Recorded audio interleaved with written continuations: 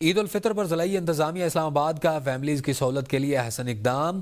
اسلام آباد انتظامیہ کی جانب سے فیملیز کے لیے پارکس میں پکنک کی منصوبہ بندی کر لی گئی۔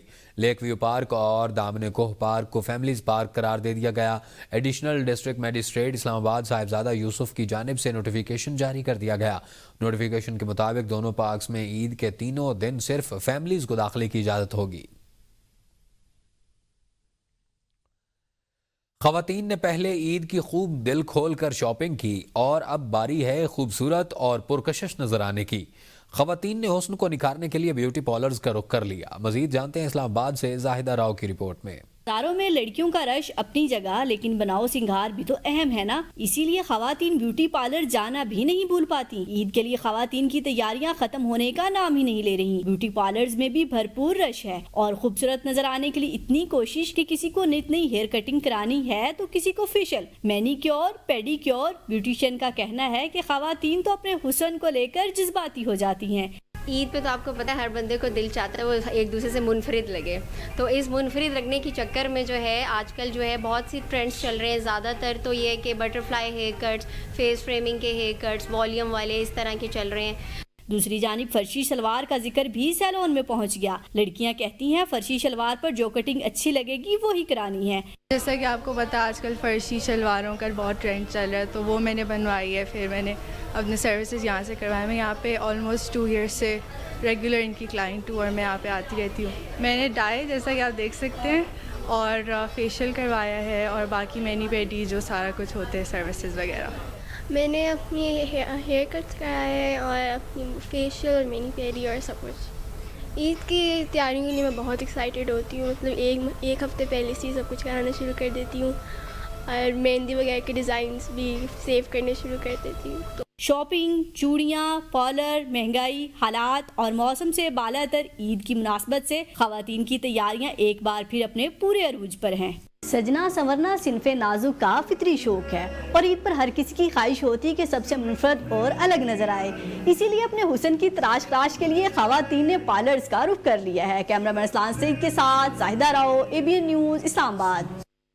عیسیٰ خیل میں عید کے قریب آتے ہی خریداری کا جنون بڑھنے لگا اور جوتوں کی دکانوں پر رش دیدنی ہے۔ خریدار اپنی پسند کے جوتے ڈھونڈنے میں مصروف ہیں، جبکہ دکاندار اپنی دکانوں پر رش سنبھالنے میں لگے ہوئے ہیں۔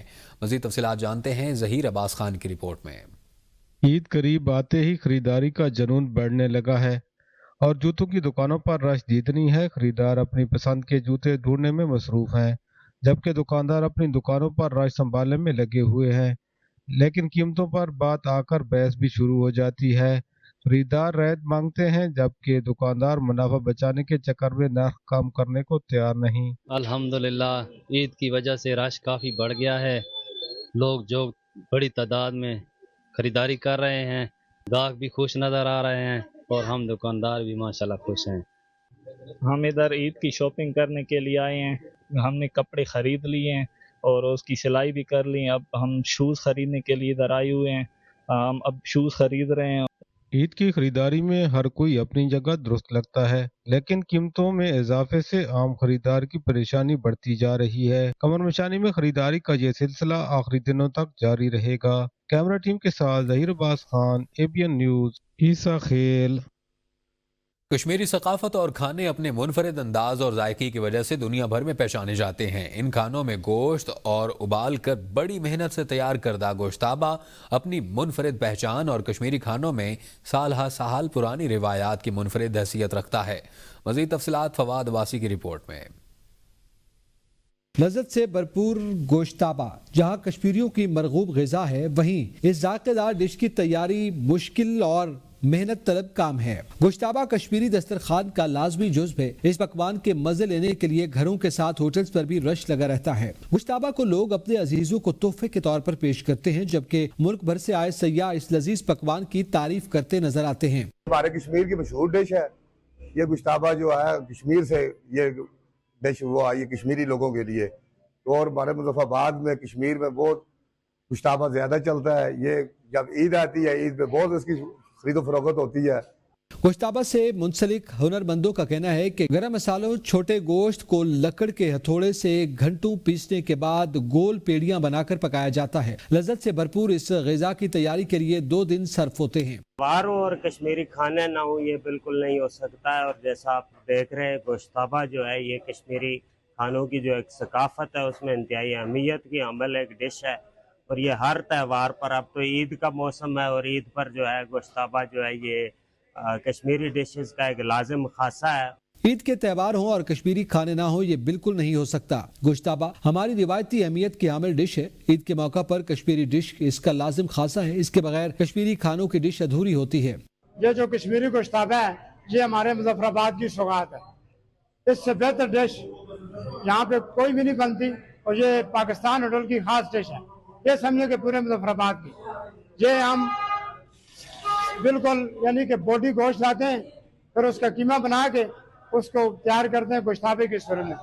कश्मीरी गोश्ताबा मुजफ्फराबाद के खास डिश है। ईद के मौका पर कश्मीरी गोश्ताबा की मांग में कई गुना इजाफा हो जाता है और होटल्स में लजीज खानों में गोश्ताबा मुनफरिद मकाम रखता है। शहरियों का कहना है कि इंतजामिया कश्मीरी खानों की दम तोड़ती रिवायात को महफूज रखने और मेहमान नवाजी की आला मिसाल कायम रखने के लिए अपने किरदार अदा करे। कैमरा टीम के हमरा Fawad Abbasi, ABN news, Muzaffarabad. World bank ने पाकिस्तान के लिए $300 मिलियन कर्ज की मंजूरी दे दी है। आलमी बैंक के मुताबिक कर्ज पंजाब क्लीन एयर प्रोग्राम के तहत फराहम किया जाएगा। रकम सुबह पंजाब में फ़ज़ाई आलूदगी के खात्मे के लिए खर्च होगी।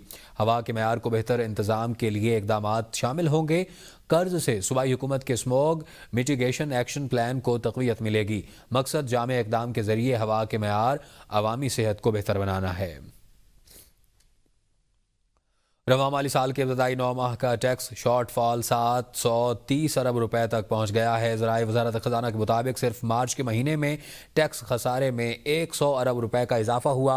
पाकिस्तान ने IMF को टैक्स खसारा 640 अरब रुपए से ज़्यादा ना होने की यकीन दहानी कराई थी। मार्च के आखिरी वर्किंग डे तक 8.44 हज़ार अरब रुपए का टैक्स जमा किया गया। 1.5 लाख किलो आलू, सैकड़ों मन प्याज और टमाटर मुल्तान के वासियों की रोजाना की खुराक। बढ़ते रेट भी आड़े ना आ सके। इस हवाले से मजीद देखते हैं अख्तर शेख की रिपोर्ट। घरों में रोजाना बनाई जाने वाली हांडी का अहम जुज प्याज और टमाटर होते हैं, मगर इससे भी ज्यादा इस्तेमाल आलू का होता है। जिला मुल्तान में रोजाना शहरी 1,82,500 किलो से ज्यादा आलू खा जाते हैं। 1,18,500 किलो प्याज और 1,17,000 किलो टमाटर इस्तेमाल किए जाते हैं। प्याज, टमाटर और आलू हर खाने में इस्तेमाल होता है। इनके बगैर हांडी मुकम्मल नहीं। मंडी में टनों के हिसाब से रोजाना आते और फरोख्त हो जाते हैं। आड़ती का कहना था कि मंडी में दाल मूंग, सफेद चना, काला चना और दाल चना भी बड़ी मिकदार में आता है। चना Burma, Ethiopia, Türkiye, India, Tanzania और ऑस्ट्रेलिया से दरामद किया जाता है। 365 दिन आलू प्याज बिकता है। 12 महीने हो, जो मर्जी हो, बारिश हो, दिन हो, रात हो, यहाँ आलू प्याज बिकता है। जो मर्जी रेट हो, टनों के हिसाब से, मनों के हिसाब से रोजाना माल बिकता है। खरीदार कहते हैं कि अशिया खुरनोश के रेट्स बढ़ रहे हैं। हुकूमत तवज्जो दे। आलू प्याज टमाटर ना हो तो घर में किचन में तो सालन नहीं पकता। इनके बगैर हम पका भी नहीं सकते। और दूसरी बात, अगर आलू और प्याज टमाटर का रेट कहा जाए भाई ये दुकानदार ज़्यादा दे रहे हैं, नहीं, और ये तो बिल्कुल सही दे रहे हैं। मंडी में अगर इनको जो रेट मिलेगा इन्होंने वही देना है। ज़िला इंतजामिया सब्जियों, दालों की डिमांड और सप्लाई के मरबूत निज़ाम का दावा कर रही है, लेकिन रेट्स पर कंट्रोल नहीं किया जा रहा। कैमरामैन अब्दुल रहमान के साथ अख्तर शेख, ABN न्यूज़, मुल्तान।